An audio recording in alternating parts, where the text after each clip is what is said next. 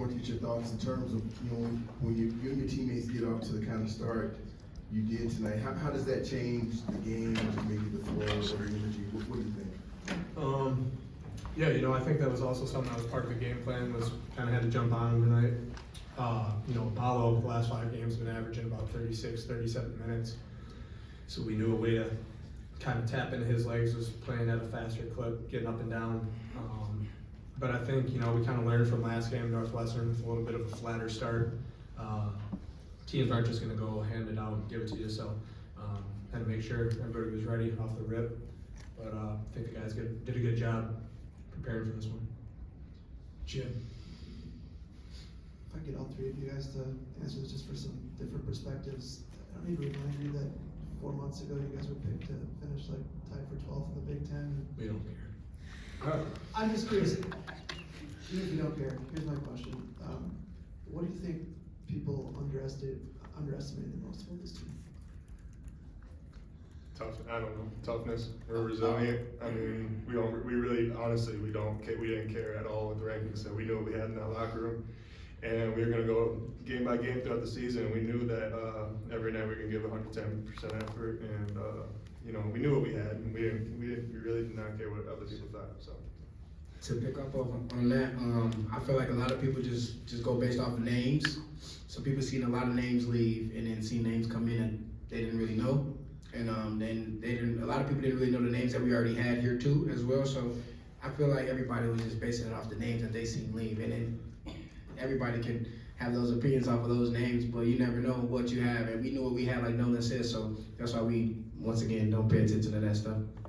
And I think a huge credit to the coaches as well for, teaching us like throughout the off season, like, chatter don't matter. That was kind of our saying. So their development with us throughout and just getting our mindsets right for the season, that was huge. Michael? No, that follow-up matchup seemed a lot more difficult for you a year ago than it did tonight. I guess, like, what aspects of your game have worked most for you more comfortable when you go up against that like that? Yeah, just in the weight room with Coach Snyder. Obviously that's huge. I got a ways to go with that still, but just kind of a little more confidence out there going up against him, and not even from the strength aspect, but more so just kind of footwork and technique. Going through the Big Ten season last year kind of taught me a lot how to guard the bigger and stronger guys, because I know that there's a lot of them. So just kind of using my footwork and kind of working them out a little bit. That's all I'm trying to do. So just kind of throwing my body out there, doing what I can, and credit to my teammates for helping me out down there too. So yeah, it was huge. It was good to get in the weight room this summer with Coach Snyder. Max, second straight game where you kind of in double figures. You're hitting the three, but you're also kind of slashing, getting to the rim, and that's kind of helping with facilitating. How does that kind of all come together, in back-to-back games, and how is that kind of tapped into the facilitating aspect that you have as well?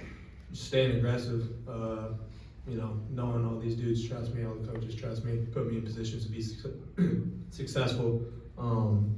So credit to them, but just having the same mindset of attacking whoever's in front of me each night, knowing that if we put enough pressure on the rim, stuff's going to open up for other people on the floor. So, but I think it all kind of starts with, not me specifically, but everybody's mentality defensively, knowing if we can lock stuff up down there on the defensive end, our offense is so natural and free flowing that it's easy to play on that side of the floor.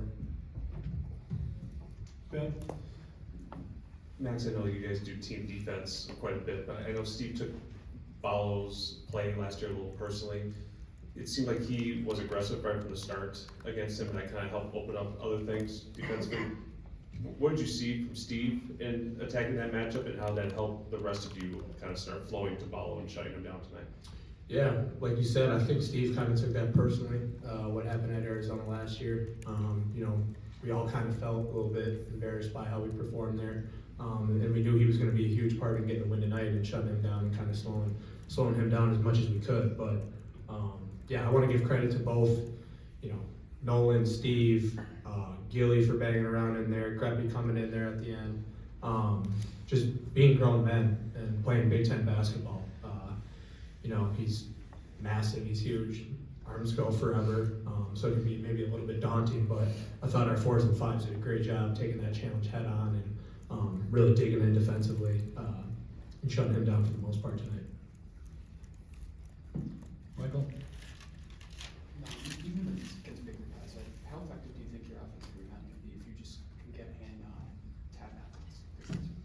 Yeah, it's huge. I mean, every possession, I'm trying to go and get a hands on as many balls as I can offensively, rebounding. So, you know, whatever I can do to try to get an extra possession for us and get another look at the bucket, that's what I'm doing out there.